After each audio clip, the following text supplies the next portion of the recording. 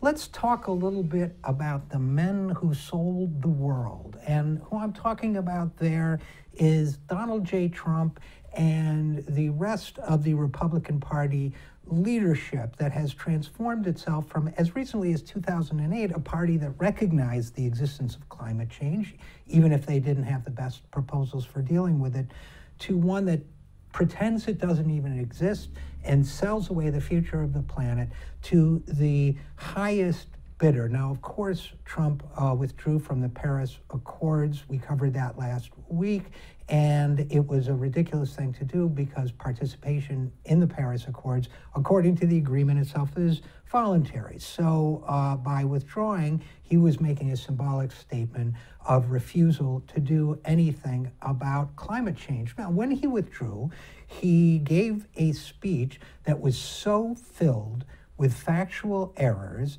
that even though the Washington Post fact-checker column doesn't hand out its Pinocchios, that's what it gives when people are lying, for entire speeches, it took extra pains to point out to readers that we don't hand out Pinocchios for speeches, which is why you don't see them. But when Trump told the public that he was really good about the environment and had won awards for the environment, they gave that for Pinocchios. And then they put it in the column where they say they don't give Pinocchios, just so that you know that Trump lies about the economy. But look, as far as the Washington Post is concerned, Trump doesn't need any more Pinocchios. I'm sure he already has enough to fill the Disneyland gift shop. So, but I think, keeping with the theme of understanding that Trump is within the mainstream of the corrupt Republican Party on so many issues, he's not the only truth denier there by a long shot. There was a front page story in the New York Times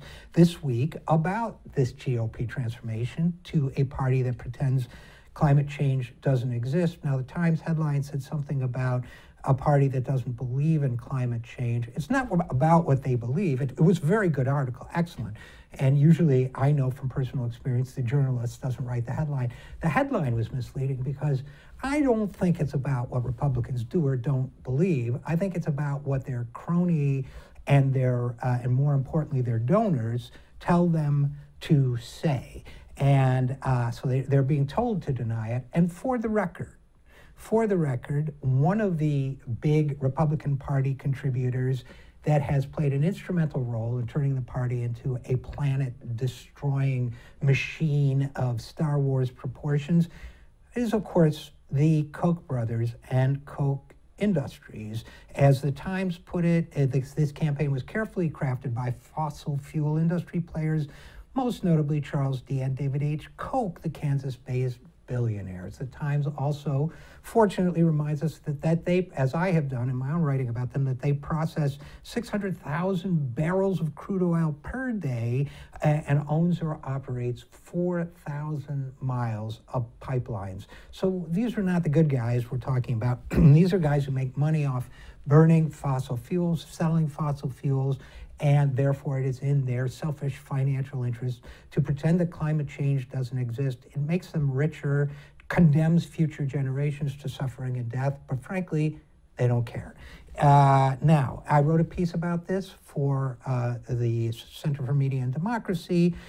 They've spent almost $1 billion, the Koch brothers network, telling the Republican Party what to do in general, and specifically telling it to deny climate change. Jane Mayer, the great author on this topic of campaign cash, whose book is called Dark Money, she put it very well when she said it is perhaps the most astounding example of influence buying in modern American history. That is speaking of the Koch brothers. Now, Trump is a crony of these fossil fuel guys. He is a servant of these fossil fuel guys.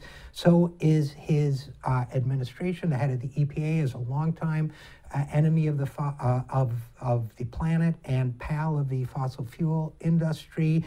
He's also got other pals in there, like Commerce Secretary Wilbur Ross, Transportation Secretary Elaine Chao, and Attorney General Jeff Sessions, all cronies of the fossil fuel industry. So let us be clear. We have a Republican Party that is selling the planet, that is selling generations to come into misery for its own profit.